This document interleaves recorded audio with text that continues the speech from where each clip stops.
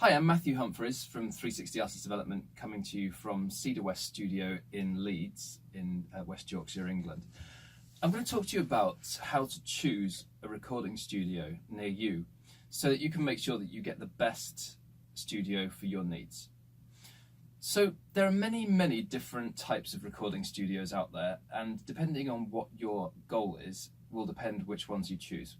For example, if you are a solo artist, then you're going to want to pick a studio which has great vocal microphones. You're not really going to be that worried about the amount of space because it's just you as a vocalist. And you're going to potentially want to find a really good producer who's able to work with you to bring the best out of your voice. And maybe a producer who can also do music for you, because you might not be able to play your own instruments. You might want to build a song. So you're going to need to look not just at the studio, but particularly at the skills of the people that work in the studio. And that's a really important distinction, because you'll find when you search for studios that you might find a studio which has different rates depending on which person is going to be in your session with you. And there's a distinct difference between an engineer and a producer. And sometimes you'll see engineer/producer when you look for things. And the main difference is that an engineer will be there to make sure that everything is recorded great. So they will be setting up the microphones.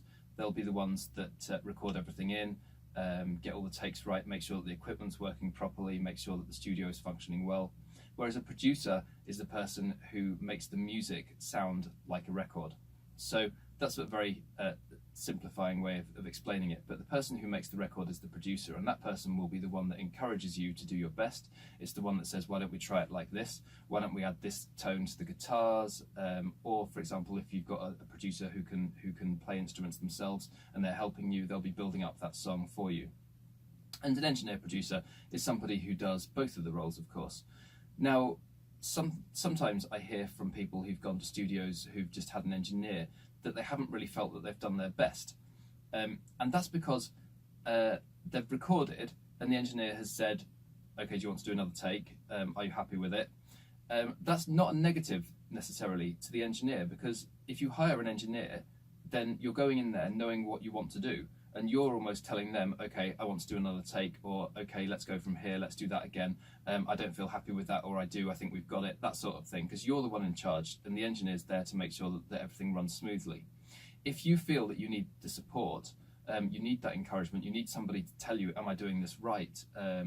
What else could we do here? Or even if you're a band and you want your record to be made by a producer, then you need to make sure that the person can produce.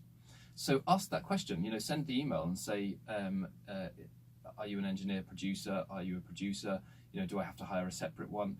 Or if you have your own producer, of course, you can come into a session with your own producer and just have the engineer present. So those are some very simple ways of considering, which studio you might want to use. And don't necessarily be put off by the fact that you're paying less if you choose somebody that has less experience, because it doesn't mean that they're going to be necessarily any less good, depending what kind of project you're trying to do. You'll find in some studios that you can pay between 180 and 250 or even more a day, depending which person you choose to go with. And it'll literally just depend on their experience, whether they're an engineer producer, or what you might be getting for that. So going back to studio space, not every studio is going to be suitable for large-scale productions. For example, if you want to record a string quartet, for example, you wouldn't come to a studio that has perfect acoustics for electronic music, or something where there's masses of acoustic panels, because it's going to deaden the sound of the string quartet. You're going to want to find a place which has a large open space, where maybe a lot of wood, where the reverb is going to sound great and those strings are going to be recorded perfectly. Same sort of thing for large bands. You're going to need to make sure that you have enough space in the studio to not only put your kit, but to perform and be comfortable throughout the day, because often they are long days in studios. If you're a smaller band, three-piece band, then those considerations aren't necessarily there, and in which case you can potentially save some money by going to a smaller studio. What's really important in studios is to make sure that they've spent money on proper acoustic treatments, because I've been in many studios myself where it's an industrial unit, they've put up a few partition walls which just seem to be very thin and flimsy, and it just doesn't sound right. They might have a lot of good equipment, But if they haven't spent the money and the time on proper studio treatments, then you have to ask yourself, is this really going to give me a good recording? Might give you the space that you need, but is it really going to be a good recording? Because proper acoustic treatments cost a lot of money, and potentially even as much as the equipment that you put in a studio, in a small studio. So be looking out for things like bass traps, sloped ceilings, non-parallel walls, floating floors, proper soundproofing. I will go into more detail on these types of treatments in a different video, but certainly it's something for you to look at. And if they don't mention it on their site, you might want to be asking why that is. Maybe it isn't there. Equipment is obviously really important. If you're in a band, you're going to bring your own equipment in relation to your instruments and stuff, obviously, but you might want to ask about keyboards or availability of different synthesizers for you at the actual studio. If you have any preferences on any particular microphones that you like to use, you can ask, because studios can sometimes even hire things in if you tell them in advance of anything that you want. But look at the array of microphones, see what microphones they have there. You can look them up online to see whether they're good mics or not. And you should then look at things like software, what they're going to actually be recording into, and particularly software plugins and software instruments. Now, these nowadays in the digital age are really, really important, because in big studios, like we're talking Abbey Road and really, really big studios, you're going to be recording into desks that might cost more than a house. The likes of SSL or Neve. They are absolutely superb sounding mixing desks. Nowadays, there are emulations of those same desks that are almost on par with the actual real thing. And so gone are the days, particularly in smaller studios, where you have racks and racks and racks of modern equipment, because a £3,500 compressor, for example, can cost about £400 now, or even less sometimes, on a software plugin that emulates exactly the same sound. So it's about the skill of the mixing engineer or the person who's going to be using that plugin, and it's also about whether they actually have the plugins in the first place. But certainly don't look at a studio based on how much hardware they have, because you're going to be paying a lot more money if you want to go into the studios that have all the plugins as real equipment. Universal Audio is one particular company that I would suggest you look for if you're looking for those real emulations. They're renowned for fantastic sounding emulations of analog and older gear. They are very expensive as well, because obviously the emulations do work. And so have a look at the software list, particularly as well with software instruments. And if you want to build up a track, or you want a producer to help you with a track, you want to try and make sure that you've got a good selection of different instruments, whether it be pianos, synths, orchestral stuff, depending obviously on what sort of music you're doing. But really evaluate the lists of equipment and open up a couple of tabs on your web page and have a look at the different studios that are available and see how their equipment list varies, because you will notice a massive difference. Some studios have hardly any software instruments or plugins available, whereas others will have absolutely masses. Here at Cedar West Studio, there's about £30,000 worth of, which is about $45,000 worth of software plugins and effects and instruments. So a massive amount. You can do any kind of music that you want to produce in relation to music here. But again, it depends what sort of music you're recording, because if you're a band that doesn't need any of the software instruments and you literally just want to come in with your stuff, record it, and that's it, then maybe you don't need it. So don't pay for something that you don't need either. Have a look, see what's right for you, and decide that way. So we've talked a little bit about space and the right kind of recording environment. What about mixing then? Because the process of going from the recording stage to your final record is that first of all you record, second of all you mix, and lastly you master. My recommendation is always that you use a different mastering engineer to the person who's recorded or mixed you, partly because you need a fresh set of ears, and partly because you want to use a proper mastering engineer who has a proper mastering engineer studio.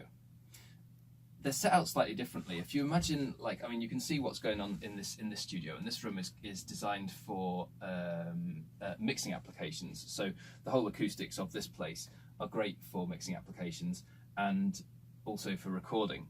For mastering though, you might have maybe 3, 4, or even 5 different sets of speakers set up so that they can listen to how the music will sound in different environments. Because when it gets onto that stage where you want it to sound great in your lounge, you want it to sound great in the car, you want it to sound great in a club, that mixing engineer can look at mastering engineer can look at all of their different speaker systems in one and adjust the music so it sounds great in all of them.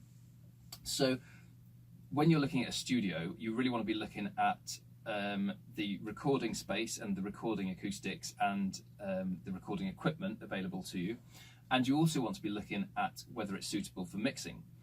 And this is really where I come back to the value of the amount of acoustic treatment that they've done in the studio. Because if you have a bad room, then you have a bad mix, and it's as simple as that. If the room is bad for listening in, then you're never going to get a good mix, because of the way that frequencies and sounds work with each other. I'm not in this video going to go into the science of sound and how frequencies can cancel out and so on and so forth. But what I will say is that you need to be looking, go and visit the studio if necessary, but you need to be looking at what sort of treatments they've put in and whether the room is suitable for mixing and whether the mixing engineer has experience in mixing.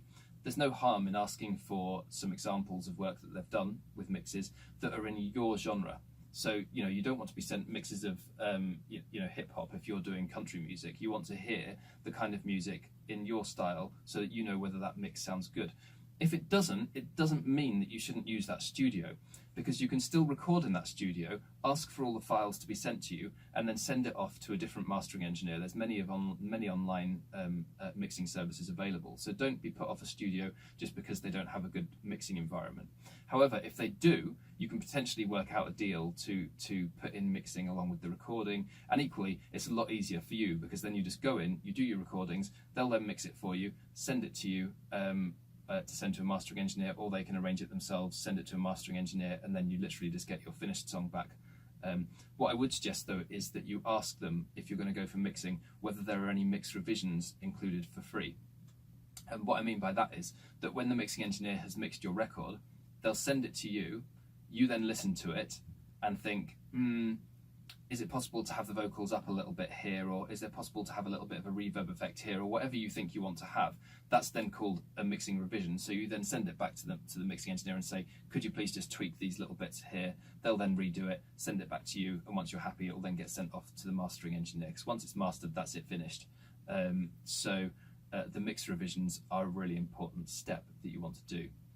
Of course, the other thing that you'll want to consider is how far you're willing to travel, whether it has free parking available, especially if you're carrying in heavy equipment and stuff. You don't want to be parked 50 meters down the road or what have you. If you're carrying really heavy equipment or it's pouring down with rain, you want to make sure that you can park near the studio, that it's got easy access, and that it's secure as well, because if you do end up leaving your gear in the studio for a number of days, depending how long your session is, you want to make sure that it has the right security to make sure that your stuff isn't going to get nicked, and make sure that you have the right insurance for your stuff before leaving it there, because you don't know necessarily whether the studio will cover it if it's stolen whilst in the studio.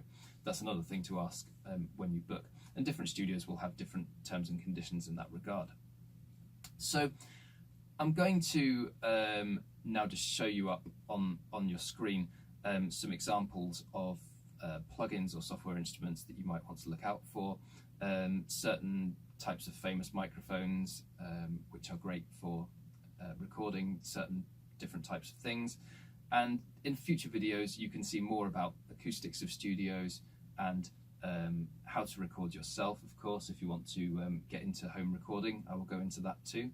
If you do have any questions about choosing a studio near you, then please feel free to drop me a line. The email address is on the screen, but it's record@cedarwest.studio. I'd be happy to answer any questions that you may have. And of course, if any of you want to come and record at Cedar West Studio in Leeds, then you'd be very welcome to, and thank you very much for watching.